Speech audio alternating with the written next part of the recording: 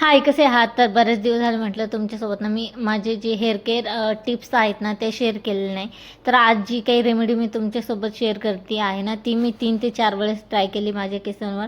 आणि ना माझे हे काही मी रेमेडी ट्राय करून करून माझे जे डॅमेज झालेले केस होते ना ते आता पहिल्या रूटवर आलेले आहे. आणि आता कुठे ना म्हणजे आत्ताची माझ्या केसांची जी काही हेअर ग्रोथ आहे ना ती स्टार्ट झालेली आहे कुठेतरी. आणि जो काही डॅमेज झालेला होता माझ्या केसांचा म्हणजे हार्मोनल इम्बॅलन्समुळे म्हणा की पाणी चेंजेसमुळे ते आता ना मस्त म्हणजे छान हेल्दी ग्रोथ होत आहे. तर आजची जे रेमेडी आहे ना त्यामध्ये मी मेथी सीड्स, अलसी सीड्स घेतलेले आणि कलंजी सीड्स घेतलेले. ते रात्रभर स्वच्छ पाण्यात धुवून भिजत घातलेले होते आणि मिक्सरमध्ये ग्राइंड करायच्या वेळेस ना सकाळी त्यामध्ये एक अनियन टाकलेलं आणि ग्राइंड करून घेतलेलं.